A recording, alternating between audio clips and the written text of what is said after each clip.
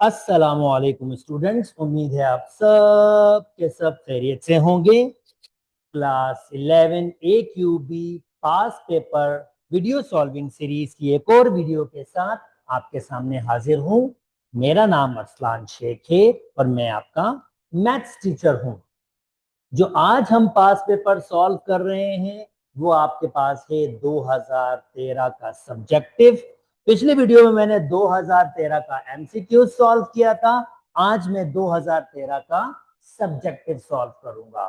तो चलिए आइए स्टार्ट करते हैं सॉल्विंग। ओके दोस्तों, क्वेश्चन नंबर 1, गिविंग दैट ये आपके पास u is equal to 3 minus iota, v is equal to 1 plus 2 iota, find the value of this conjugate of u minus v, यानी conjugate of u minus v ये wording में बता रहा है कि बेसिकली आपको ये फाइंड करना है। तो चलें जी स्टार्ट करते हैं फाइंड करना। ये u है, ये v है, तो u v माइनस 2 पहले निकालते हैं। u v माइनस 2, u की वैल्यू 3 माइनस आयोटा, v की वैल्यू 1 प्लस 2 आयोटा, माइनस 2, मैं इसको मल्टीप्लाई करूंगा 3 plus 6 iota, minus iota minus 2 iota square, minus 2 3 plus ये 5 आयोटा हो जाएगा, और ये प्लस 2 क्योंकि आयोटा स्क्वायर माइनस 1 के बराबर होता है, और माइनस 1 मल्टीप्लाई करेगा 2 से तो प्लस 2 हो जाएगा। Minus 2 cancel out. अब ये जो भी आया इसका मैं क्या करूंगा, कॉन्जुगेट करूंगा, क्योंकि इसने कहा था कॉन्जुगेट करना है। तो इसका फाइनल आंसर 3 माइनस 5 आयोटा हो जाएगा। उम्मीद करता हूं दोस्तों ये इजी पीजी सा 4 मार्क्स का क्वेश्चन आपको समझ आ गया होगा और आपको बिल्कुल भी मुश्किल नहीं लगा होगा। ओके जी, फैक्टराइज करना है। सबसे पहले तो मैं ए कॉमन ले लूंगा, और दोस्तों आपको पता है कि भाई A square plus B square बराबर होता है ए प्लस आयोटा बी के, और ए माइनस आयोटा बी के। सिंपली इन दो ब्रैकेट्स को मल्टीप्लाई करोगे तो A square plus B square होगा। तो इसका मतलब X square plus Y square, X plus आया आई वाई आयोटा वाई, और एक्स माइनस आयोटा वाई, इसकी कंप्लीट फैक्टराइजेशन हो जाएगी। उम्मीद करता हूं दोस्तों आपको ये वाली बात भी समझ आ गई होगी। चलें जी नेक्स्ट मूव करता हूं। ओके, अब ये किस्म की मैट्रिक्स इक्वेशन दी हुई है, मुझे क्या करना है, इसको सिंप्लीफाई करना है। तो चले जी इसको सिंप्लीफाई करते हैं। Find the matrix A if this one is equal to 2a minus this one. अच्छा जी, चलो सबसे पहले तो अगर मैं इसको सिंप्लीफाई करूंगा, find the matrix A matrix find करूंगा, तो मैं क्या करूंगा, इसको मैंने ऐसे रखा,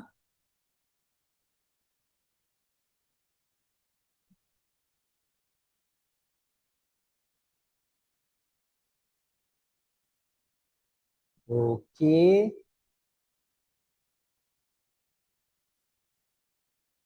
अब अगर ये आइडेंटिटी मैट्रिक्स है दोस्तों, आइडेंटिटी मैट्रिक्स का इनवर्स भी आइडेंटिटी मैट्रिक्स ही होती है। ये इसकी सबसे शानदार प्रॉपर्टी है।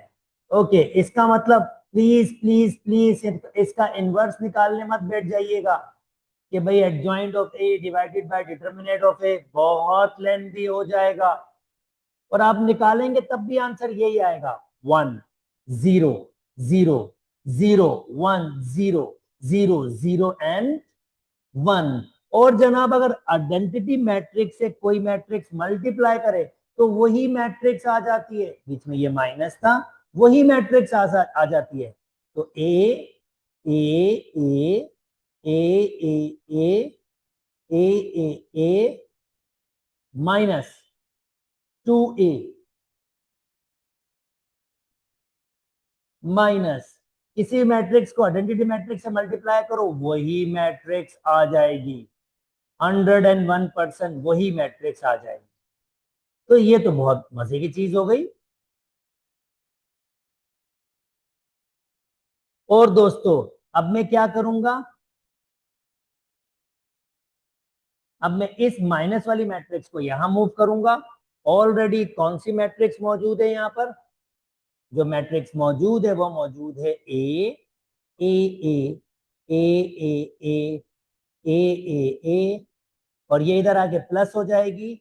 ये कौन सी है? 0 माइनस ए माइनस ए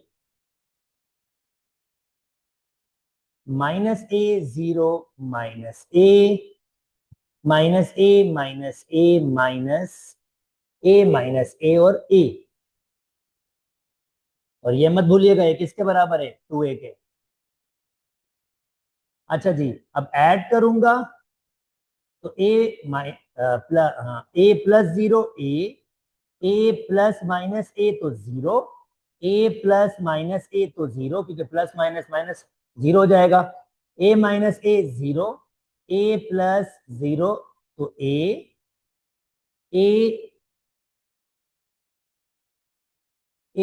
प्लस माइनस ए 0, ये भी 0 हो जाएगा, ये भी 0 हो जाएगा, और ये भी ए। किसके बराबर है ये? 2a के। अब 2 डिवाइड में चला जाएगा, और जब 2 डिवाइड में चला जाएगा तो ये 2 इसके हर नंबर से डिवाइड हो जाएगा। जब वो 0 से डिवाइड होगा तो कोई फर्क पड़ेगा नहीं, 0 से डिवाइड होने पर तो 0 ही आंसर आएगा। तो जब आप यहाँ 2 से 2 को डिवाइड करोगे ये कैंसिल आउट हो जाएगा, और a की वैल्यू क्या आ जाएगी? a/2 0 0 0, a/2 0 0 a/2, और ये आपका फाइनली आंसर हो जाएगा। उम्मीद करता हूं दोस्तों ये बहुत बेसिक सा क्वेश्चन भी आपको समझ आ गया होगा और इतनी डिफिकल्टी नहीं हुई होगी। ओके, नेक्स्ट जनाब, अब कहता है ये डिटर्मिनेंट आपके पास है 3 6 9 2 5 8 -1 3 7 इज इक्वल टू 0, यानी इस डिटर्मिनेंट का आंसर 0 आप करके दिखाएं विदाउट एक्सपेंशन, यानी प्रॉपर्टी यूज करनी है। यार अब 0 तब होता है जब एक डिटर्मिनेंट का कोई भी एक रो या एक कॉलम पूरी 0 हो, या कोई भी 2 रोज या 2 कॉलम बिल्कुल आइडेंटिकल हो, कोई सेम नंबर हो, यानी कोई 2 रो या 2 कॉलम बिल्कुल आइडेंटिकल हो या बिल्कुल सेम हो। तो ये तो बड़ा इजी पीजी क्वेश्चन है। ये देखें क्या कर रहा हूं, ये कॉलम 1 है, ये कॉलम 2 है, ये कॉलम 3 है। मैं कह रहा हूं कॉलम 3 में मैं काम कर रहा हूं, और वो काम क्या है? कॉलम 3 से कॉलम 2 को माइनस कर रहा हूं। तो ये 3 2 -1 6 5 3, ये कॉलम्स वैसे रहेंगे। 6 9 -6 3, 8 -5 3, 7 -3 4, और अगला मैं क्या कर रहा हूं? मैं कह रहा हूं अब मैं कॉलम 2 पे काम चलाऊंगा, और काम क्या होगा? कॉलम 2 से मैं निकाल दूंगा कॉलम 1 को, यानी किस कॉलम पे काम नहीं होगा? कॉलम 1 और कॉलम 3 पे कोई काम नहीं है, कॉलम 2 पे काम है, तो मैं इनको तो ऐसे ही रख दूंगा। तो 6 -3 3 बचेगा, 5 -2 3 बचेगा, 4 -1 यानी +1 हो जाएगा, तो 3 + 1 4 हो जाएगा। और नोटिस कीजिए दोस्तों, 2 कॉलम आइडेंटिकल हो जाएंगे, इसी वजह से इसका डिटर्मिनेंट का आंसर क्या होगा? 0 आपके पास होगा। उम्मीद करता हूं दोस्तों आपको ये बात समझ आ गई होगी और बिल्कुल भी मुश्किल नहीं हुई होगी। अच्छा जी, नेक्स्ट आ जाते हैं। नेक्स्ट कहता है कंसीडर द प्रोग्रेशन, इस प्रोग्रेशन को कंसीडर करें। ये पहली टर्म है, ये दूसरी टर्म है, ये तीसरी टर्म, एन टर्म्स तक है। Find the last term, last term का मतलब होता है जनरल टर्म फाइंड करें। पहले देखते हैं कि ये अर्थमेटिक है या ज्योमेट्रिक है। जरा नोटिस कीजिएगा, radical a+1, radical 2, radical a+1, exactly एक रेडिकल a+1 जमा करेंगे, और अगेन एग्जैक्टली रेडिकल a+1 जमा करें तो फिर ये नेक्स्ट टर्म बन जाएगी। यार ये तो अर्थमेटिक सीक्वेंस है, जिसका मतलब पहली टर्म आपके पास होगी a+1, डी कैसे मिलेगा? ऑफकोर्स जो कॉमन डिफरेंस होता है या जो फिक्स नंबर ऐड हो रहा होता है वो भी a+1 ही ऐड हो रहा है। ओके, मुझे एन टर्म फाइंड करना है। फार्मूला होता है टी एन बराबर होता है a+n-1 डी। तो टी एन की जगह एन ही रखना होगा। पहली टर्म a+1, n की जगह n रखना होगा और d की वैल्यू रेडिकल a+1। यार सादा सा कॉमन है, कॉमन निकाल लो। 1+n-1 कैंसिल, रिमेनिंग आंसर होगा n+1। उम्मीद करता हूं दोस्तों ये बात बिल्कुल समझ आ गई होगी। चलें जी, नेक्स्ट में मूव कर जाते हैं। अब इसी सीक्वेंस के सम करना है। अब यार सम बिल्कुल इजी पीजी है। देखो Sn बराबर होता है n/2 2a+n-1 d, या n/2, अगर मैं इसको ऐसे ऐसे लिख दूं, इसका एक फार्मूला ये भी तो होता है a, इसको लिख सकता हूं a+n-1 d। तो ये क्या होगा? ये वही आपका tn हो जाएगा जो भी हमने निकाला है। तो अगर मैं इसको फाइंड कर लूं n/2, ए की वैल्यू हमारे पास क्या थी दोस्तों?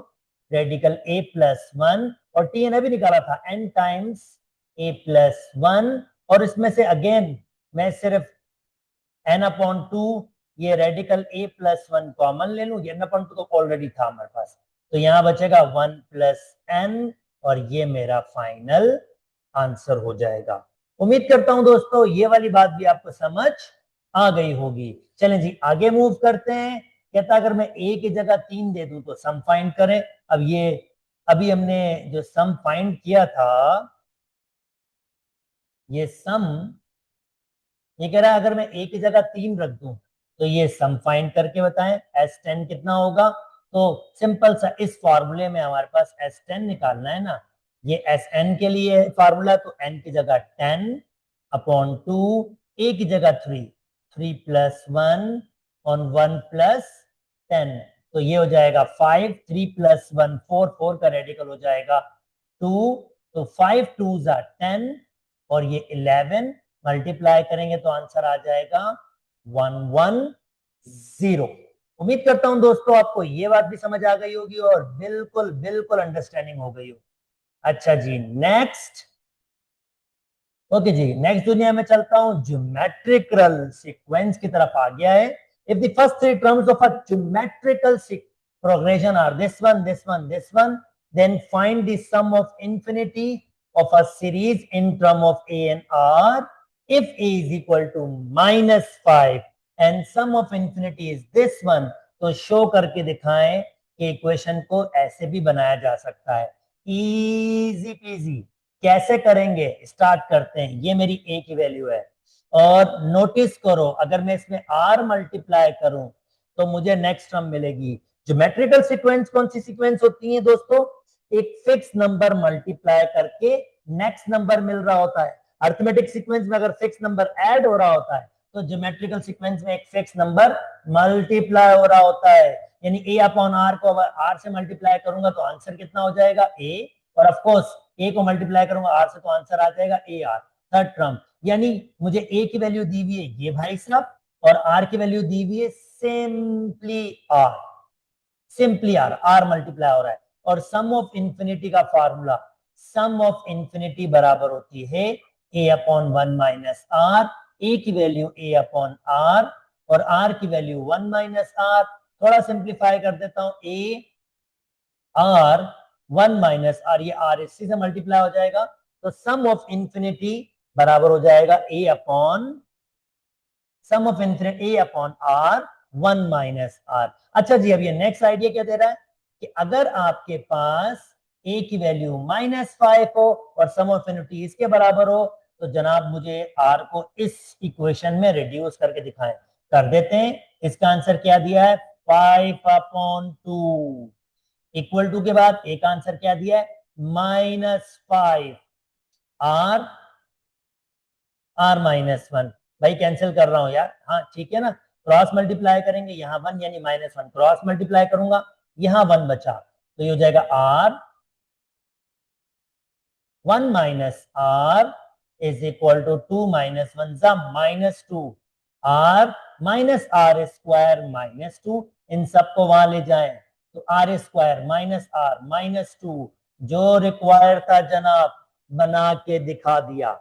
उम्मीद करता हूं दोस्तों ये वाली बात भी आपको समझ आ गई होगी। ओके जी, नेक्स्ट चलते हैं दोस्तों। If T N is equal to 6n cube minus 6n square upon n minus 1 then show that the sum of n term of a series ये होता है। अच्छा जी, पहले तो यार मुझे यहाँ पर कुछ कॉमन नजर आ रहा है, उसको तो निकालो। तो यहां बचेगा n minus one, n minus one, और जनाब ये हो गया कैंसिल। तो रिमेनिंग क्या फाइंड करना है, एस एन बराबर होगा सिंध एन स्क्वायर। अब मुझे सम फाइंड करना है, summation n is equal to 1 to k is equal to, मैं इसको कन्वर्ट कर लेता हूं कि इसको मैं किस शक्ल में लेता हूं, सिर्फ वेरिएबल चेंज कर रहा हूं for the sake of interest. ठीक है, k is equal to 1 to n और 6k स्क्वायर, 6 बाहर आ जाएगा और k स्क्वायर इसका फार्मूला आपके पास होता है n plus one, 2n plus one upon 6, 6 से 6 कैंसिल, और जो रिमेनिंग बचा दोस्तों वो आपका आंसर है। उम्मीद करता हूं दोस्तों आपको ये बात भी समझ आ गई होगी और बिल्कुल भी मुश्किल नहीं हुई होगी। चलें जी, नेक्स्ट मूव कर जाता हूं। ओके, कहता है attempt either part A, okay मैं तो दोनों ही पार्ट करूंगा आप लोगों के लिए, है ना। चलें जी, ए कर लेता हूं। Find the possible number of cards numbers plate which consist of 3 letters allow by 2 digits, 3 letters or 2 digits, okay, if the letters and digits may not be repeat। भाई टोटल 5 बॉक्सेस हैं, let me use a different color for this 2 boxes। Okay, total 5 boxes हैं। कहता है पहले 3 letter से हो सकते हैं और दूसरे डिजिट से फिल्ड हो सकते हैं। तो भाई इजी पीजी सा क्वेश्चन है। अब इसमें कहता है शर्त क्या है, मे नॉट रिपीट, ये डिजिट्स लेटर रिपीट नहीं होने चाहिए। इंग्लिश अल्फाबेट कितने होते हैं, लेटर्स इंग्लिश लेटर्स आपके पास होते हैं 26। अगर रिपीट नहीं होगा तो यहाँ कोई भी 26 में से कोई भी एक फिल होगा, यहाँ 25 और यहाँ पर 24, क्योंकि रिपीट नहीं होगा तो एक कम होता जाएगा। और डिजिट्स कितने होते हैं, 0 से लेकर 9 तक, तो टोटल 10 होते हैं। तो यहां पर भी इस तरह से कोई 10 टाइम्स हो सकता है और 9 टाइम्स हो सकता है। मगर मगर मगर एक और कंडीशन भी तो हो सकती है ना दोस्तों।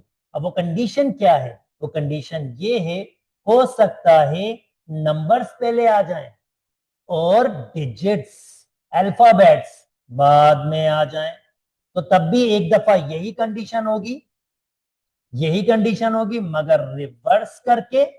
यानी अब की बार 10, 9, 26, 25, 24, तो ये दो होंगे तो मैं कहूंगा इसको 2 times 26 multiply by 25 multiply by 24 multiply by 10 multiply by 5, 2 times. क्यों, क्योंकि ये 2 दफा हो सकते हैं और इन नंबर से बड़े से नंबर को मल्टीप्लाई कर देते हैं दोस्तों और निकाल लेते हैं चीजों को।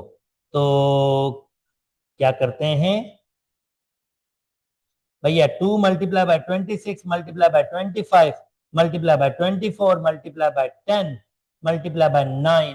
तो जब मैंने इन सबको मल्टीप्लाई किया तो बड़ा सा नंबर 280800, और ये मेरा पहले का आंसर होगा।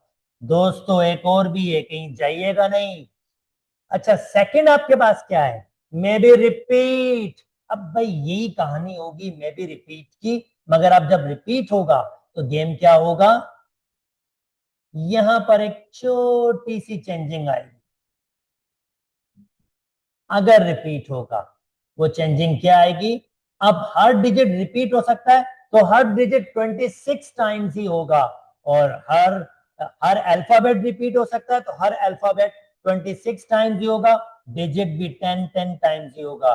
सिमिलरली यहां भी होगा 10 10 26 26 एंड 26। इसका मतलब दोस्तों अब की बार डिजिट्स में यहां पर चेंजिंग आएगी, और वो चेंजिंग क्या आएगी? 26 26 10 10, और मल्टीप्लीकेशन भी चेंज हो जाएगी। 2 मल्टीप्लाई बाय 26 पावर 3, 3 दफा मल्टीप्लाई कर रहा है, मल्टीप्लाई बाय 10 पावर 2, और जनाब एक लंबा चौड़ा सा आंसर। ऑफ कोर्स वो लंबा चौड़ा सा आंसर क्या होगा आपके पास? वो ये है 3515200, और ये मेरा इसके पार्ट 2 का भी आंसर आ गया। उम्मीद करता हूं दोस्तों आपको बात समझ आ रही होगी, और बिल्कुल बिल्कुल बिल्कुल भी डिफिकल्टी नहीं हो रही होगी। अच्छा जी, नेक्स्ट नेक्स्ट नेक्स्ट नेक्स्ट। अच्छा जी, अब नेक्स्ट दुनिया में आ गया हूं। कहता है, क्या कहता है, in how many ways can a club football team of 11 players be selected from 18 players if 3 players were injured during the practice? अच्छा, अब 3 प्लेयर्स इंजर्ड हो गए, उनको तो सिलेक्ट कर नहीं सकते भाई साहब। तो इसका मतलब ये है कि 18 में से अब जो सिलेक्शन, और ये सिलेक्शन है तो कॉम्बिनेशन का प्रॉब्लम होता है, आपको ऑलरेडी पता है। 18 में से 3 बंदों को कम करना पड़ेगा, 15। अब भाई 15 में से ही सिलेक्ट कर सकते हो आप लोग, क्योंकि 3 बंदे क्या हो गए हैं? इंजर्ड हो गए हैं। तो अब उनका तो कुछ हम कर नहीं सकते, उनको कहते हैं टाटा बाय बाय।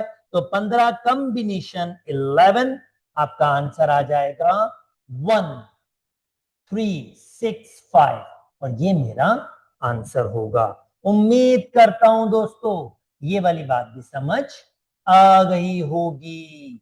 ओके, अब जनाब प्रोबेबिलिटी की दुनिया में आते हैं, और जल्दी जल्दी से ये प्रोबेबिलिटी के क्वेश्चंस के आंसर भी आपको देते हैं। उम्मीद करता हूं यहां तक दोस्तों को किसी किस्म का भी प्रॉब्लम नहीं हो रहा होगा, और हर चीज स्मूथली समझ आ रही होगी। अच्छा जी, next next next next next आपके पास है the event EFGHR such that, भाई ई की प्रोबेबिलिटी दिस वन, एफ की प्रोबेबिलिटी दिस वन, एंड जनाब जी की दिस, एच की दिस, ई और जी की दिस, ई एफ और जी की दिस, एफ और ई और एफ की दिस, एंड की दीस प्रोबेबिलिटीज आपके पास है। अच्छा जी, नाउ सबसे पहली बात कहता है give the name with reason which of the following events are mutually exclusive। पहली बात तो ये देखो, ये एक आइडिया दे रहा है, अगर 2 इवेंट्स म्यूचुअली एक्सक्लूसिव होता है तो उनकी साथ की प्रोबेबिलिटी यानी एंड की प्रोबेबिलिटी क्या होती है? 0 होती है। इसका मतलब ई एंड जी आपके पास म्यूचुअली एक्सक्लूसिव इवेंट्स होंगे। अच्छा, म्यूचुअली एक्सक्लूसिव का एक और कंडीशन भी होती है, probability of E union G बराबर होगा probability of E plus probability of G होना चाहिए। ये भी होता है वैसे आपके पास, ठीक है। ये म्यूचुअली एक्सक्लूसिव के लिए ये भी होता है, और ये कंडीशन भी होती है कि उनके एंड की प्रोबेबिलिटी जो होती है वो 0। अब मैं यहां पर देख सकता हूं और की प्रोबेबिलिटी, ये और मतलब यूनियन होता है, और एंड मतलब इंटरसेक्शन होता है, ठीक है। तो आप देख सकते हैं ई यूनियन जी 13/2 है, और देखें अगर मैं इनकी इंडिविजुअल प्रोबेबिलिटीज निकालूंगा, ई की क्या है 2/5। अच्छा, कितना आंसर आना चाहिए? 13/20 आंसर आना चाहिए, ठीक है ना। ओके, और P of G, probability of G, ये हमारे पास 1/4 है। तो जनाब अगर मैं इसका एलसीएम ले लूंगा तो ऑफ कोर्स 5/4 एलसीएम होगा। 4 को 2 से मल्टीप्लाई करूंगा 8, 5 को 1 से 5, और देखिए देखिए देखिए इसका आंसर भी 13/2 आ रहा है। तो मैं कह सकता हूं कि ये ई और जी आपके पास म्यूचुअली एक्सक्लूसिव इवेंट्स हैं। अच्छा जी, और अगर ये यहां से ही मुझे एक आइडिया आ गया था म्यूचुअली एक्सक्लूसिव होगा, अगर आपके पास एंड की प्रोबेबिलिटी कुछ होगी, यानी ई और एफ आपके पास म्यूचुअली एक्सक्लूसिव नहीं होना चाहिए। तो यहाँ पर म्यूचुअली एक्सक्लूसिव ई और जी होंगे, ई होंगे एंड जी होंगे। और मैंने बहुत स्ट्रॉन्ग सा एविडेंस भी दे दिया आपको, ये एविडेंसेस ने वेरीफाई करने की बात की थी। उम्मीद करता हूं ये वाली बात समझ आ गई होगी। इंडिपेंडेंट, अच्छा इंडिपेंडेंट सिंपल सा, अगर इंडिपेंडेंट की बात करता है दोस्तों तो क्या खास होगा, probability of A and B बराबर होना चाहिए probability of A multiply by probability of B.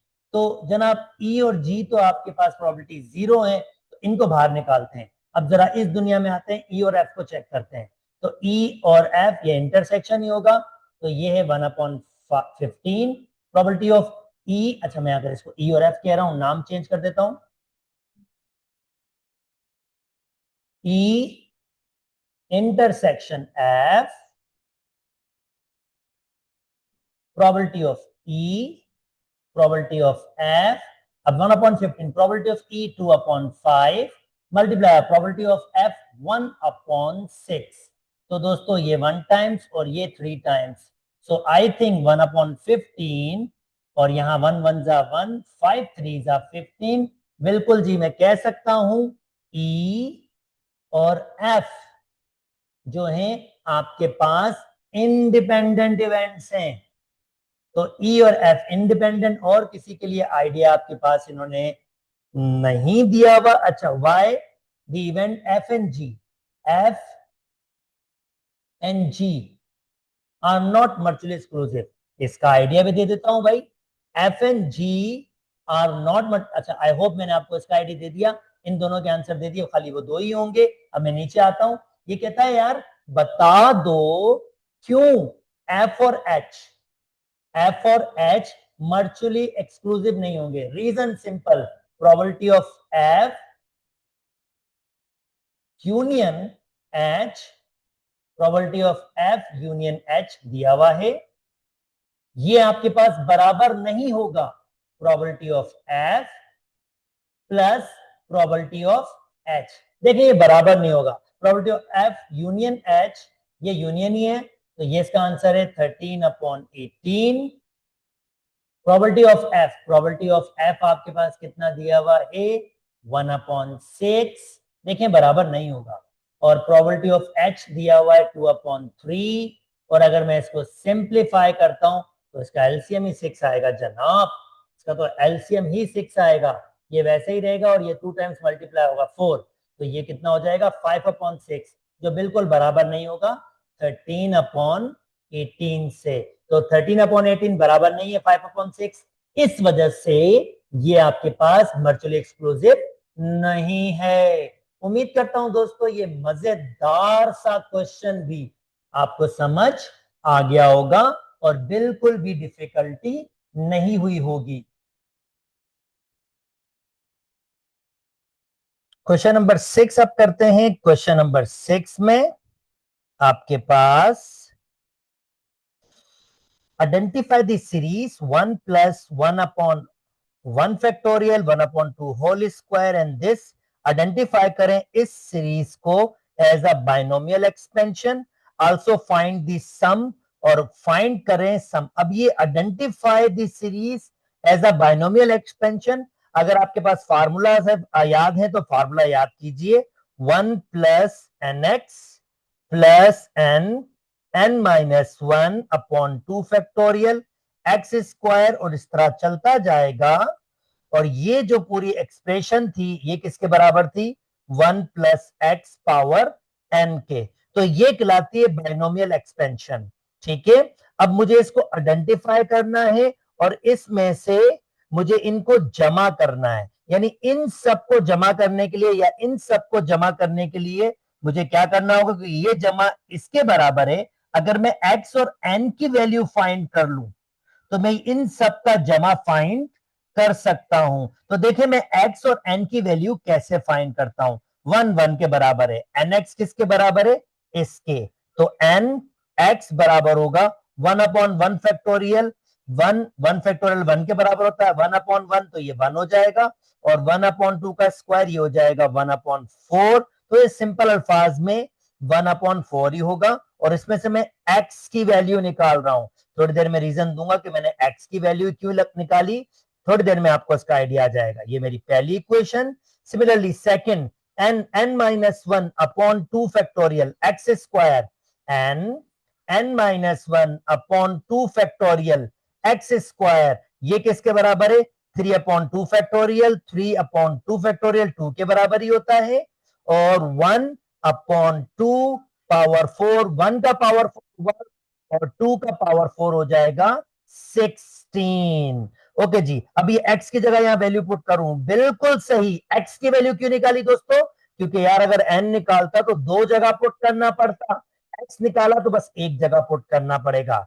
n minus one upon two, x की वैल्यू है 1/4n, ये n होगा आपके पास, 1/4n whole square is equal to 3/2 multiply by 1/6। अच्छा जी, n minus one upon two, 1 का स्क्वायर 1, 4 का स्क्वायर 16, n का स्क्वायर n स्क्वायर, एक n से एक n कैंसिल कर सकता हूं। ओके जनाब, ये 3/2 मल्टीप्लाई बाय 1/16, 16 16 से कैंसिल, 2 2 से कैंसिल, नीचे कुछ बचा ही नहीं, n माइनस वन बचा ऊपर, और यहां बचा आपके पास 3। एक n मत भूलिएगा दोस्तों, क्योंकि n स्क्वायर मौजूद था, तो एक n फिर भी बचा। क्रॉस मल्टीप्लाई करूंगा अगले स्टेप में, n minus one is equal to 3n, n वहां शिफ्ट हो जाएगा, माइनस वन वहीं रहेगा, तो n वहां जाएगा तो 2n हो जाएगा, और n की वैल्यू यहां पर हो जाएगी माइनस के 1/2। ओके जी, n की वैल्यू फाइंड कर ली। अब तो इजी पीजी काम स्टार्ट हो रहा है। n की वैल्यू -1/2 यहां रखूंगा, x बराबर हो जाएगा 1/4, n की जगह -1/2 कैंसिल आउट, 2 बचेगा, तो x की वैल्यू कितनी हो जाएगी? -1/2। और फाइनली एडिशन की बारी आ गई है भाई, क्योंकि इसने कहा था सम को ऐड करें, दूसरा अल्फाज में यहां वैल्यूज पुट करके सिंप्लीफाई करें, वो इसकी एडिशन ही होगी। ओके, 1 प्लस एक्स की जगह -1/2, तो ये साइन चेंज हो जाएगा, और n की जगह भी -1/2, एक में से आधा निकालो तो आधा बचेगा भाई, पॉजिटिव वाला, और ये -1/2। अच्छा, अगर मैं पावर पॉजिटिव करूंगा तो ये वैल्यू रिवर्स हो जाएंगी, 2/1, 1/2, और 1/2 क्या होता है? रेडिकल। 1 पर रेडिकल कुछ भी हो, 1 तो 1 होता है, डिवाइड में कोई फर्क पड़ेगा नहीं, तो ये रेडिकल 2 आपका आंसर होगा। उम्मीद करता हूं दोस्तों आपको ये बात भी समझ आ गई होगी, और बिल्कुल बिल्कुल बिल्कुल भी डिफिकल्टी नहीं हुई होगी। चलें जी, नेक्स्ट मूव कर जाते हैं। और क्वाड्रेटिक की दुनिया में आ गए जनाब। कहता है इसके पॉसिबल एक्स की वैल्यूज बताएं। ओके, 64 एक्स स्क्वायर, भाई एक्स स्क्वायर पावर में भाई साहब, okay, is equal to 28 minus 12, 64 तो मैं लिख सकता हूं 2 पावर कितना कितना 6, 2 पावर 6, और ऊपर पावर क्या दिया हुआ है? एक्स स्क्वायर, और 12 कम कर दो भाई, 10 कम करेंगे तो आपके पास बचेगा 18, 2 यानी 16। ओके, पावर के ऊपर से मल्टीप्लाई करता है, 2 पावर 4 16 के बराबर। यार बेसिस सेम तो पावर होते हैं बराबर, तो जनाब इसको सिंप्लीफाई करेंगे, X square is equal to 2/3, और एक्स की वैल्यू आ जाएगी प्लस माइनस रेडिकल 2/3। उम्मीद करता हूं दोस्तों ये मजे का क्वेश्चन भी आपको समझ आ गया होगा। चलें जी, नेक्स्ट मूव करते हैं। कहता है यार, by using synthetic division show that m-6 is the factor of, अच्छा भाई कर देते हैं शो, कोई इशू नहीं है, is the factor of m cube is equal to 48 plus 28m। सबसे पहले तो मैं m क्यूब 28 को दल ले आऊंगा, 48 को दल ले आऊंगा, इक्वल टू 0 कह दूंगा। ओके, नेक्स्ट यार एक छोटा सा काम करना पड़ेगा, n क्यूब, n स्क्वायर नहीं है ना, तो 0m स्क्वायर लिख रहा हूं, -28m -48 इज इक्वल टू 0। हमें सिंथेटिक डिवीजन के लिए क्या करना होता है? सारे के सारी वैल्यूज गिविंग होनी चाहिए, यानी m स्क्वायर के पास m भी होना चाहिए। चलें जब कैसे करेंगे, बड़ा सिंपल है, इसका कोफिशिएंट 1 है, 1 0 -28 -48 और क्या फैक्टर है भाई m-6। ओके m-6 सेट करेंगे 0 के बराबर तो m की वैल्यू क्या हो जाएगी 6। 6 रखा और जनाब ऐसे लाइन बनाई 1 पहले लिखा 1 6 1 जा 6 ऐड करेंगे 6 आएगा 6 6 जा 36 ऐड करेंगे 36 कितना हो जाएगा जनाब 2 और 6 8 और 6 8 जा 48 प्लस के और ऐड करेंगे तो आंसर क्या आ जाएगा 0। अगर यहां 0 आए तो ये शो हो जाता है कि ये इसका फैक्टर है। उम्मीद करता हूं दोस्तों ये मजे वाला क्वेश्चन भी आपको समझ आ गया होगा। चलें जी नेक्स्ट नेक्स्ट नेक्स्ट कहता है भाई साहब ये चीज अगर 2 के बराबर हो और W वही हमारा ओमेगा है यार omega plus omega square plus 1 किसके बराबर होता है 0 के और ओमेगा क्यूब बराबर होता है 1 के। ये दो आइडेंटिटीज बड़े काम की हैं तो मुझे शो करके दिखाना है कि ये भाई साहब 2 के बराबर है। ओके जी करके दिखाते हैं। 3 माइनस कॉमन ले लिया ओमेगा प्लस ओमेगा स्क्वायर और यार ओमेगा प्लस ओमेगा स्क्वायर 1 वहां शिफ्ट करेंगे तो माइनस का हो जाएगा ना यानी ओमेगा प्लस ओमेगा स्क्वायर किसके बराबर हो जाएगा -1 लिख लो यार इधर -1 माइनस माइनस प्लस यानी 3 प्लस 1 यानी रेडिकल 4 और 2 जानना प्रूफ कर दिया। उम्मीद करता हूं दोस्तों आपको ये वाली बात भी समझ आ गई होगी और बिल्कुल बिल्कुल बिल्कुल डिफिकल्टी नहीं हुई होगी। चलें जी नेक्स्ट मूव कर जाते हैं। अच्छा जी नाउ दिस वन अब कहता क्या है कहता ये है giving that S and T are roots of this. अब ये रूट आपके पास है तो इसका मतलब ये है दोस्तों अगर आपके पास ये रूट्स गिविंग हो तो सम ऑफ रूट यानी x प्लस टी किसके बराबर होता है -b/a और प्रोडक्ट ऑफ द रूट बराबर होता है c/a। तो a की वैल्यू 1 है b की वैल्यू -7 और c की वैल्यू 4 तो सम ऑफ रूट आपके पास बराबर हो जाएगा माइनस -7/1 यानी इसका आंसर 7 आ गया।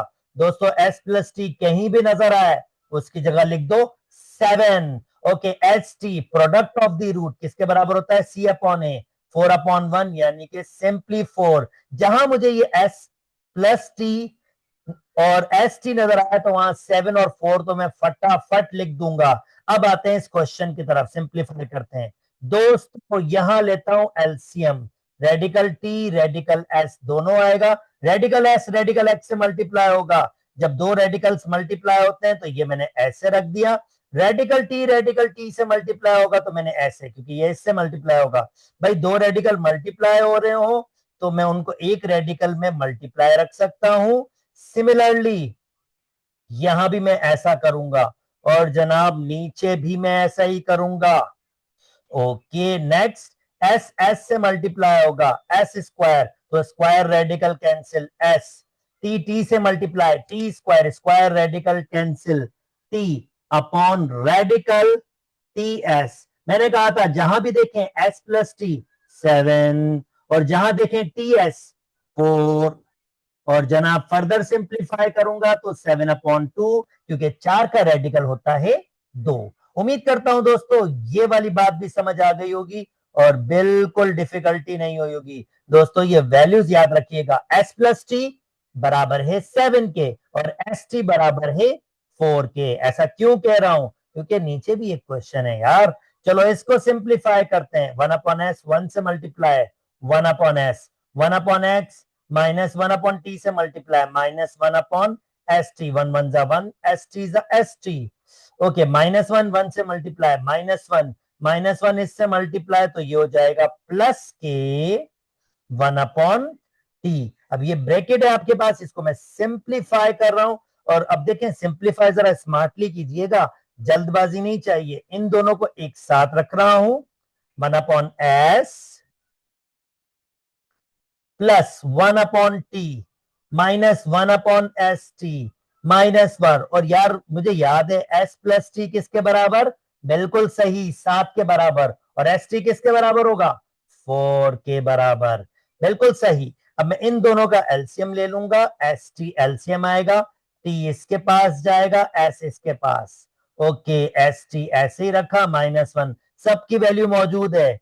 S plus T 7, S T 4, 4 -1 जनाब, सबका एलसीएम आएगा 4, 7 -4 ऐसे, यहां -4 रखना पड़ेगा, 7 -5 तो 2 बचेंगे, 2/4 और जिसका आंसर 1/2 होगा। उम्मीद करता हूं दोस्तों ये 3 मार्क्स वाला क्वेश्चन भी हो गया होगा। चलें जी, नेक्स्ट मूव करते हैं।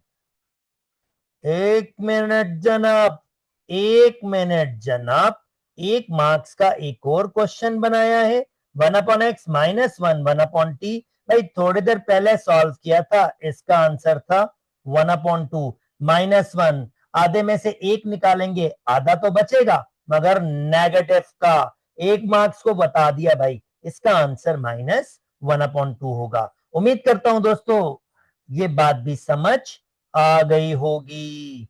चलें जी आगे मूव करते हैं। दुनिया टिग्नोमेट्री में मूव कर गया हूं भाई। जनाब, okay, in the giving diagram PQ and RS are two arcs with same center O। अच्छा जी, giving that the angle ROS, ये एंगल दिया हुआ है 2.5 रेडियन में दिया हुआ है, जिंदाबाद। और O से P ये रेडियस दिया हुआ है 8 के बराबर। फाइंड द अर्क लेंथ, यार ये अर्क लेंथ फाइंड करनी है। अर्क लेंथ का फार्मूला होता है एस, या मैं यहां पर चले ऐसे कहता हूं, पी क्यू अर्क लेंथ बराबर होता है आर टाइम्स थीटा। ये रेडियस है, दिस इज रेडियस। आर की वैल्यू 8 और थीटा की वैल्यू 2.5 ऑलरेडी रेडियन में, तो भाई बिल्कुल सिंप्लीफाई करने की कोई भी जरूरत नहीं है। जस्ट कैलकुलेटर भाई साहब को यूज करते हैं और कहते हैं भाई 8 मल्टीप्लाई बाय 2.5, कहता है भाई 20 लिख दो, तो अर्क लेंथ यानी पी से क्यू मिल गया 20 के बराबर। 2 मार्क्स मिल गए जनाब। उम्मीद करता हूं दोस्तों आपको बात समझ आ गई होगी और बिल्कुल भी डिफिकल्टी नहीं हुई होगी। चलें जी, नेक्स्ट वाले को समझने के लिए थोड़ी सी नीड होगी मुझे इस वर्क की। अब ये स्टार्ट करता हूं।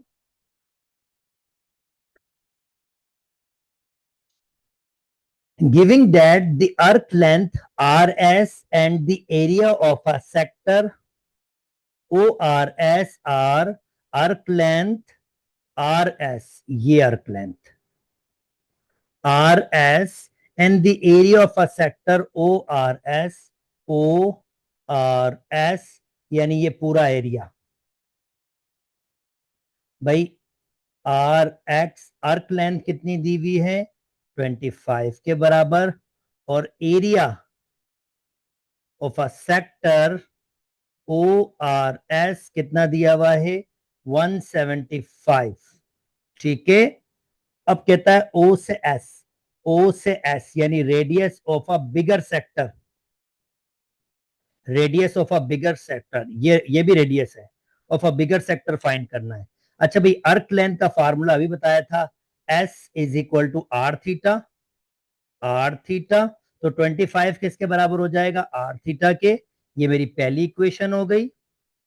दूसरी, एरिया का फार्मूला है 1/2 R square theta is equal to 175 दोस्तों, और आर थीटा की वैल्यू 25 है, तो 1/2 आर, आर थीटा वही भाई आर स्क्वायर ही हो जाएगा ना, 175 1/2 आर, आर थीटा की जगह 25 इज इक्वल टू 175, कैंसिल होगा, 4 और 3 7, क्रॉस मल्टीप्लाई करूंगा, आर इज इक्वल टू 14 के बराबर। और ये आर इस वक्त क्या है ओ एस, ये ओ एस ही है।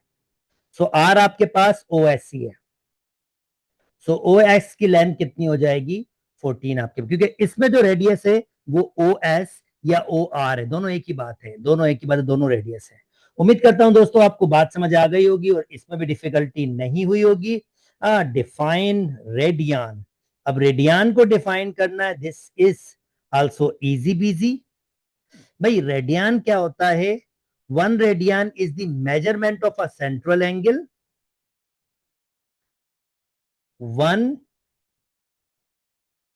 Radian is measurement of central angle, measurement of central angle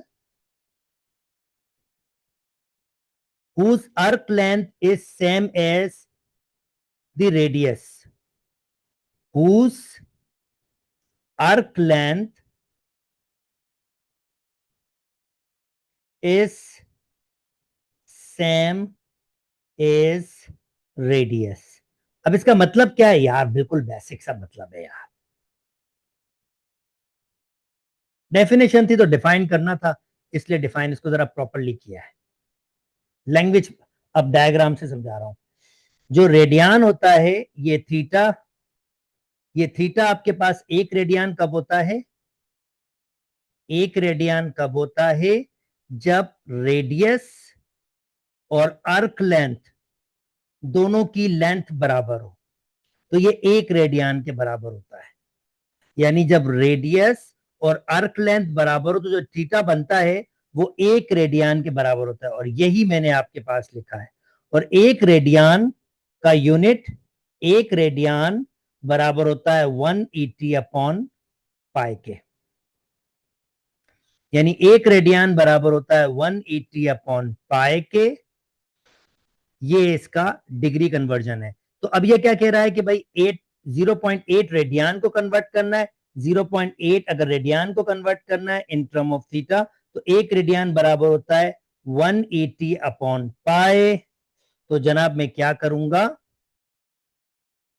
mister calculator से कहूंगा कि यार जरा मुझे कैलकुलेट करके दे दे भाई. तो मैं कहूंगा 0.8 multiply by 180 and divided bye 3.141. पाई की वैल्यू होती है, तो ये कह रहा है 45.84 डिग्री में कन्वर्ट हो गया अप्रोक्सीमेट. उम्मीद करता हूं दोस्तों नीचे वाला क्वेश्चन भी आपको समझ आ गया होगा और ऊपर वाली डेफिनेशन भी समझ आ गई होगी. ओके जनाब, ट्रिग्नोमेट्री में आगे मूव करते हैं. प्रूफ करना है दोस्तों, प्रूफ करना है. चले प्रूफ करते हैं कि भाई ये भाई साहब, ये भाई साहब जिसमें मैं एलसीएम ले रहा हूं 1 माइनस कॉस थीटा, इसके पास एलसीएम है तो ये पूरा इससे मल्टीप्लाई होगा, तो ये हो जाएगा 1 माइनस कॉस थीटा. ये कैंसिल हो जाएगा, 1 और 1 हो जाएगा 2 अपॉन 1 माइनस कॉस थीटा. और दोस्तों अगर आपको याद हो तो ये जो आपके पास साइन थीटा था, साइन थीटा अपॉन 2 था, ये बराबर था radical 1 minus cos 2 theta upon 2. तो अगर मैं इसका उल्टा करूंगा तो ऑफ कोर्स इसका उल्टा तो कोसेक होता है. यानी अगर मैं इसको उल्टा करूंगा ऊपर 2 चला जाएगा और नीचे ये चला जाएगा, तो इसका मतलब कोसेक थीटा बराबर किसके हो जाएगा? 2 अपॉन 1 माइनस कॉस थीटा. तो इसकी जगह मैं लिख सकता हूं कोसेक थीटा अपॉन 2. और इस तरह से मैंने ये प्रूफ कर दिया. उम्मीद करता हूं दोस्तों आपको बात समझ आ गई होगी और बिल्कुल बिल्कुल बिल्कुल भी डिफिकल्टी नहीं हुई होगी. चलें जी आगे मूव कर जाते हैं. भाई साहब कहता है कि यार ten sign A cos A के बराबर और कॉस ए माइनस साइन ए. भाई इसको इधर ले आता हूं, sign A upon cos A. तो यहां कुछ नहीं बचेगा तो फिर 1 होगा, और इसको नीचे ले आता हूं, यहां भी 1 बच जाएगा. Minus sine B upon cos B, minus इधर शिफ्ट कर देते हैं. -1 बराबर होगा साइन अपॉन कॉस किसके बराबर हो जाता है? 10 के. और यहां भी साइन अपॉन कॉस किसके बराबर हो जाएगा? 10a के. तो 10a किसके बराबर आ गया? 1 के. और 10b किसके बराबर आ गया? -1 के. इसका फार्मूला ये रहा भाई, 10a minus 10b upon 1 plus 10a. 10b, 10a 1 के बराबर, 10b -1 के बराबर, 1 प्लस 1 -1, माइनस माइनस प्लस ऊपर हो जाएगा 2 और 1 माइनस 1, सो 2 अपॉन 0, जिसके मैं कहूंगा अनडिफाइंड. यानी इसका आंसर क्या आएगा दोस्तों? अनडिफाइंड, अनडिफाइंड इसका आंसर होगा। उम्मीद करता हूं दोस्तों ये वाली बात भी समझ आ गई होगी और बिल्कुल बिल्कुल बिल्कुल भी मुश्किल नहीं हुई होगी। चलें जी, नेक्स्ट प्रूफ करते हैं। आपके पास कहता है अगर sine A plus sine B plus sine C can be written in the form of S upon R. Okay, sine A, show that sine A plus sine B plus sine C can be written in the form of S upon R। 6 marks का question है। अच्छा यार, अब इतना तो मुझे याद है कि sine A is equal to sine B is equal to, बल्कि ये इस फॉर्म में नहीं होता था, इस फॉर्म में होता था A upon sin A is equal to B upon sin B is equal to C upon sin C बराबर है 2 टाइम्स R के, 2 टाइम्स R के। तो इसका मतलब है अगर मैं यहां से साइन की वैल्यू बनाऊंगा तो A अपॉन साइन A बराबर हो जाएगा 2R के, B अपॉन साइन B बराबर हो जाएगा 2R के, और C अपॉन साइन C बराबर हो जाएगा 2R के। तो cross multiply A upon 2R बराबर हो जाएगा साइन A के, B अपॉन 2R बराबर हो जाएगा साइन B के, और C अपॉन 2R बराबर हो जाएगा साइन C के। तो जनाब ये वैल्यूज आ गए, मैं ये वैल्यूज यहां पुट कर दूंगा। साइन ए की जगह A upon 2R, sine B की जगह B अपॉन 2R, साइन सी की जगह C अपॉन 2R, और अगर मैं इसको सिंप्लीफाई करूंगा, सबका एलसीएम सेम है 2R, तो ये हो जाएगा A plus B plus C. और अगर मैं इसको थोड़ा सा फर्दर सिंप्लीफाई करूं, A plus B plus C upon 2 multiply by R, और A plus B plus C किसके बराबर होता है? S multiply by 1 upon R, और finally answer S upon R हो जाएगा।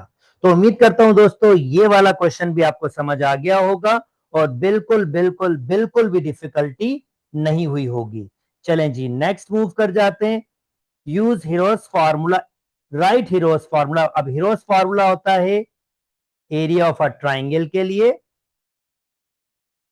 And state under what condition this formula is use. Hero's formula होता है S minus A, S minus B, S minus C, और इसमें एस बराबर होता है A plus B plus C upon 2।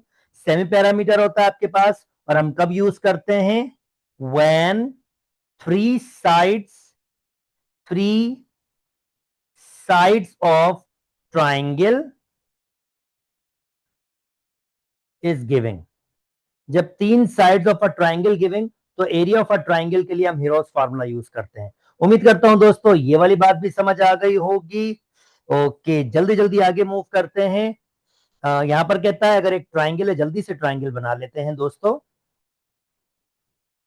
Okay, एक ट्राइंगल है P Q R. Okay, P Q R, और पी एंगल बराबर है 85 डिग्री के, क्यू एंगल बराबर है 30 डिग्री के, और आर एंगल हमें नहीं दिया हुआ, निकल जाएगा, 2 एंगल मिले में तो तीसरा भी मिल जाएगा। और पी आर, पी से लेकर आर तक हमें दिया हुआ 8 रेडिकल 2। हमें क्या फाइंड करना है? Solve the triangle. अब सॉल्व द ट्राइंगल का मतलब है जो मिसिंग एलिमेंट्स है वो, यानी पी के अपोजिट स्मॉल पी निकालना है, आर के अपोजिट स्मॉल आर निकालना है, और ये एंगल भी निकालना है। तो जल्दी से सबसे पहले तो मिस्टर एंगल को निकाल लेता हूं, और मिस्टर एंगल के लिए मिस्टर कैलकुलेटर को बुला लेता हूं, और मिस्टर कैलकुलेटर को कहता हूं कि देखो भाई, अगर एंगल आर फाइंड करना है तो 180 से माइनस कर दो 85 और माइनस कर दो 30। क्योंकि तीनों ट्राइंगल का सम कितना होता है, 180 होता है यार। 180 माइनस 85 माइनस 30 डिग्री, तो ये हो जाएगा 65 डिग्री। सो पहला पहला फाइंड कर लिया, और अब जनाब 85 65 डिग्री मिल गया। अब लॉ ऑफ साइन यूज कर लेते हैं। लॉ ऑफ साइन आपके पास होता है, चलें पहले आर के लिए निकालते हैं। आर अपॉन साइन 65 डिग्री बराबर हो जाएगा this side 8 radical 2 upon sine 30 degree. यानी अगर मुझे साइड फाइंड करनी है और अपोजिट एंगल, और एक साइड और उसका अपोजिट एंगल है, तो लॉ ऑफ साइन यूज कर सकते हैं। तो आर बराबर हो जाएगा 8 radical 2 multiply by sine 65 divided by sine 30 degree. उम्मीद करता हूं दोस्तों ये वाली बात समझ आ गई होगी। आर निकलेगा, अब मिस्टर कैलकुलेटर से एक स्टेप में आंसर निकाल रहा हूं। 8 radical 2 multiply by sine 65 degree and divided by sine 30 degree. तो जब मैंने मिस्टर कैलकुलेटर से पूछा तो वो कह रहा आर की वैल्यू सर इसमें होगी 20.5। तो ये अप्रोक्सीमेट वैल्यू है, सेंटीमीटर में है या मीटर में, सेंटीमीटर में। ओके जी, अब आखिरी रह गया भाई पी वाला। पी के लिए भी लॉ ऑफ साइन यूज कर लेते हैं, बिल्कुल यूज कर लेते हैं। तो मैं कहूंगा P upon sine 85 degree is equal to वही 8 radical 2 upon sine 30। Law of sine use करना काफी आसान होता है, और इसके लिए भी वही सारा काम। 8 radical 2 multiply by sine 85 and sine 30 degree. तो जनाब अगेन 8 रेडिकल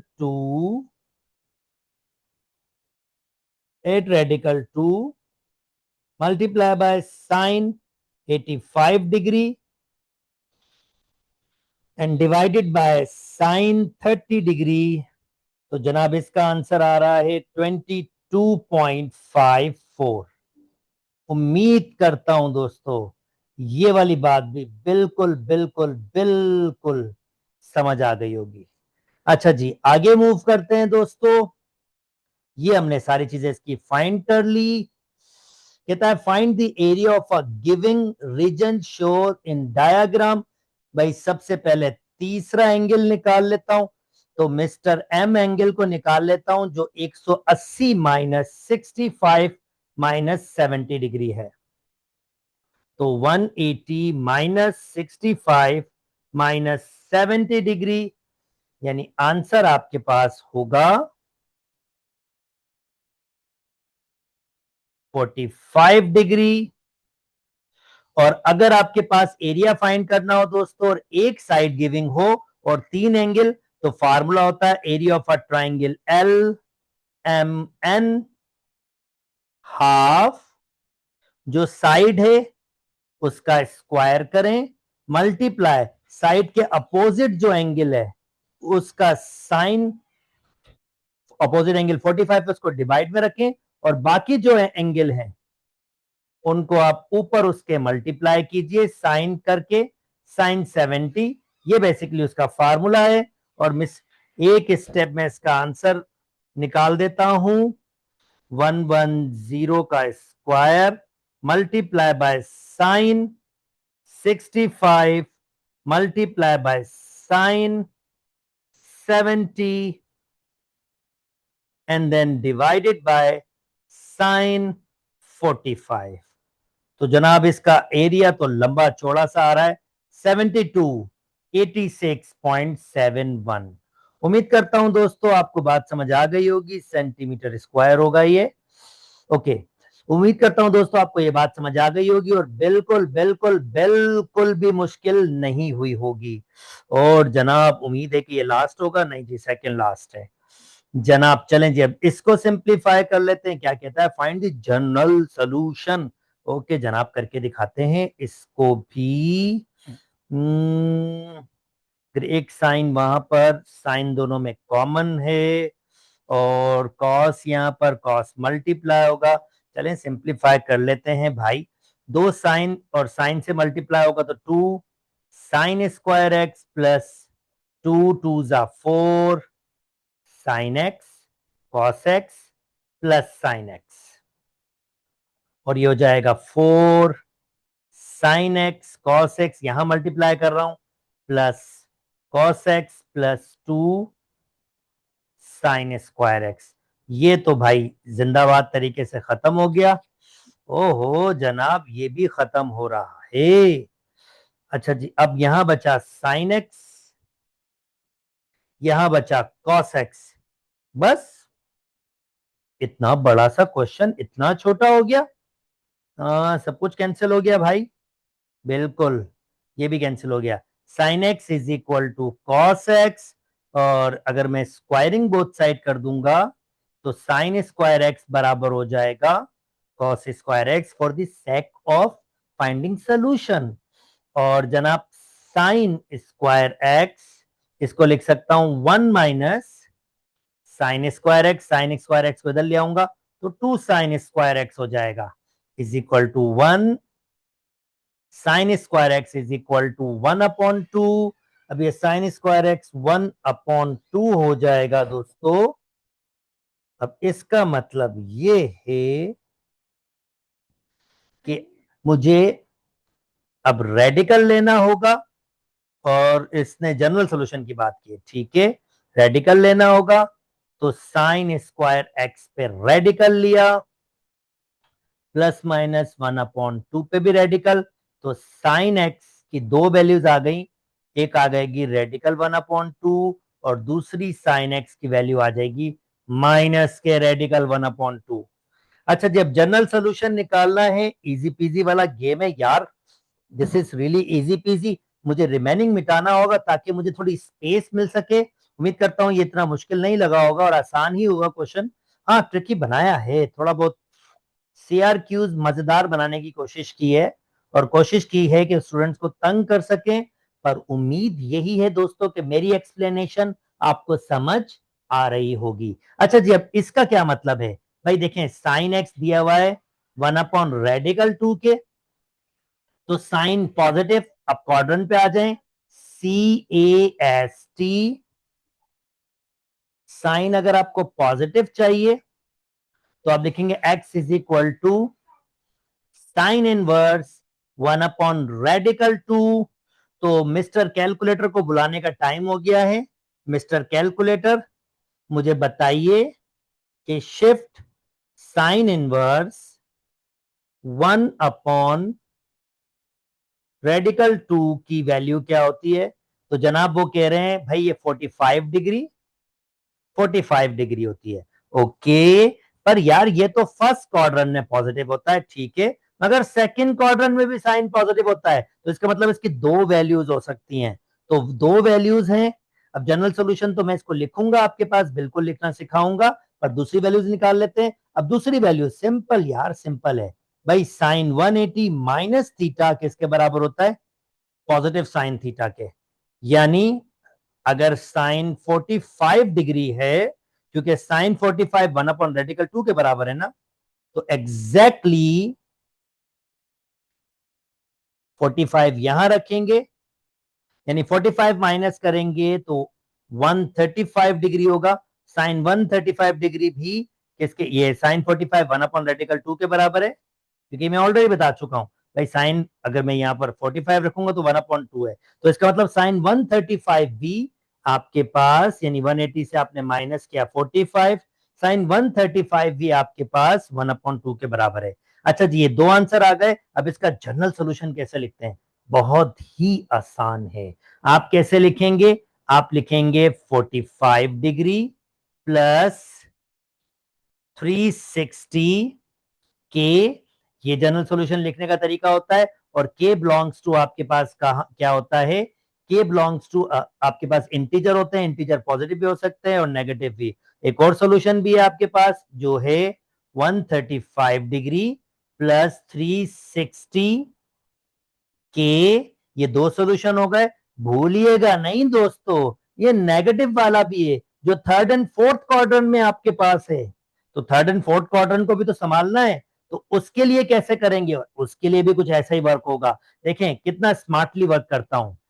साइन, अब मैं थर्ड क्वाड्रेंट में जा रहा हूं, थर्ड क्वाड्रेंट में नेगेटिव होता है साइन और फोर्थ में भी नेगेटिव, तो वर्किंग कैसे कर रहा हूं, sine 180 minus theta is equal to minus sine theta के बराबर होता है, बिल्कुल आइडेंटिटी है। तो साइन 180 माइनस 45 जो मैंने निकाला था, माइनस के साइन 45 और माइनस के साइन 45 माइनस 1/2 तो होगा, बिल्कुल इजी पीजी। तो इसका मतलब आपके पास ये सॉरी ये प्लस होता है, माजरत, साइन 180 प्लस थीटा, तभी तो ये तीसरे क्वाड्रेंट पे जाएगा प्लस। तो इसका मतलब ये है थर्ड क्वाड्रेंट में 180 प्लस 45, ये 225, यानी साइन 225 बी आपके पास माइनस साइन 45 1/रेडिकल 2 के बराबर होता है। तो तीसरा एंगल मिल गया मुझे, तो मैं इसको कैसे लिखूंगा, 225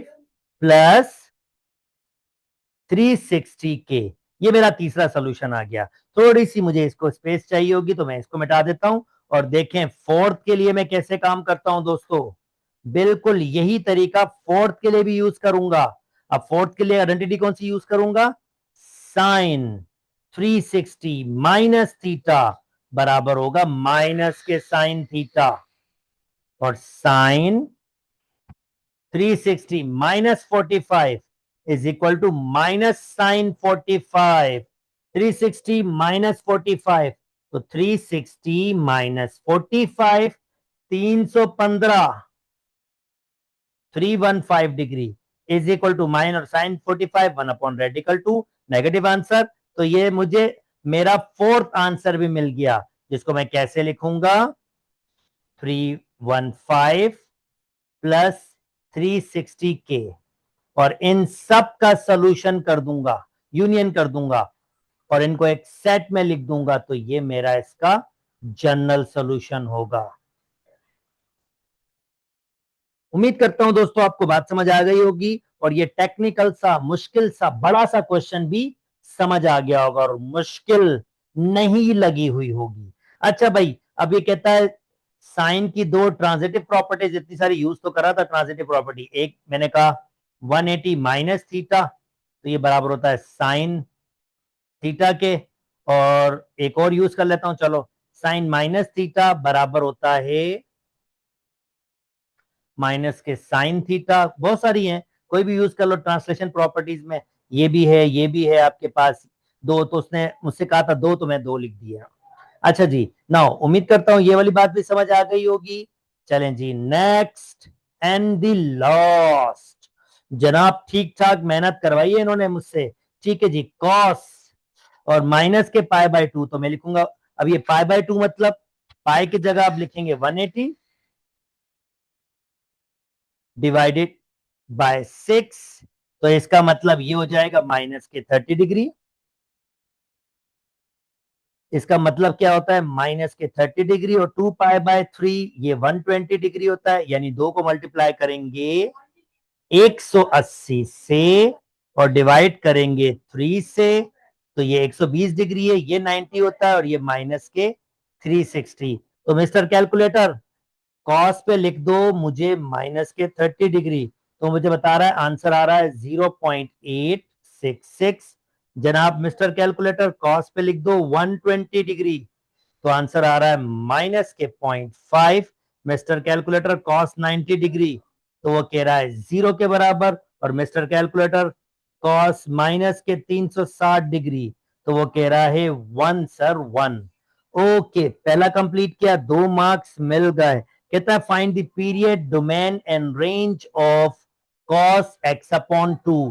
तो जनाबे अली मुकाम, पीरियड का फार्मूला सबसे पहले, सो कॉस का पीरियड, पीरियड आपके पास बराबर होता है 2 पाई/a के, यानी कॉस 1/2x है, और इस वक्त ये जो आपके पास, जब आपके पास लिखा होता है कॉस ax, तो इस वक्त ये a है, ये a है आपके पास, तो a की वैल्यू 1/2 है, तो मैं लिख रहा हूं 2 पाई/a की जगह 1/2, रिवर्स हो जाएगा दोस्तों, तो p is equal to 2 pi multiply by 2, और p की वैल्यू हो जाएगी 4 पाई, तो ये कहलाएगा इसका पीरियड।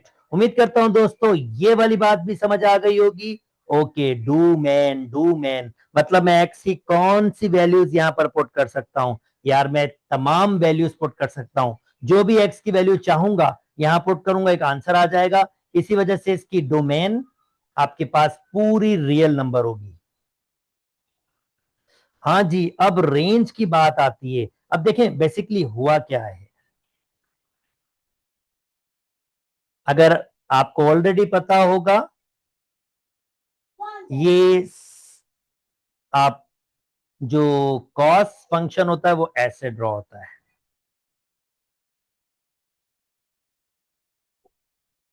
अगर पीरियड चेंज होता है तो क्या होता है, पीरियड बढ़ गया है ना, तो ये फिर कुछ ज्यादा ले लेगा बस। मगर इसकी रेंज में, रेंज मतलब आपके पास, सॉरी ये मैं वापस, ये कुछ ज्यादा ले लेगा।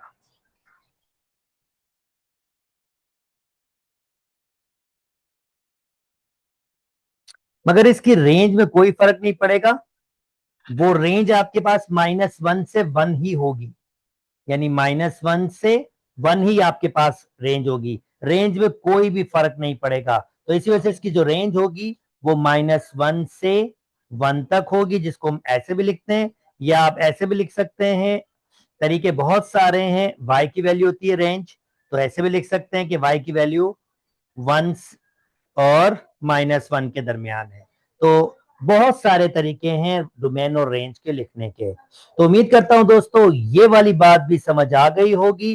एंड फाइनली ये पेपर भी कंप्लीट हुआ।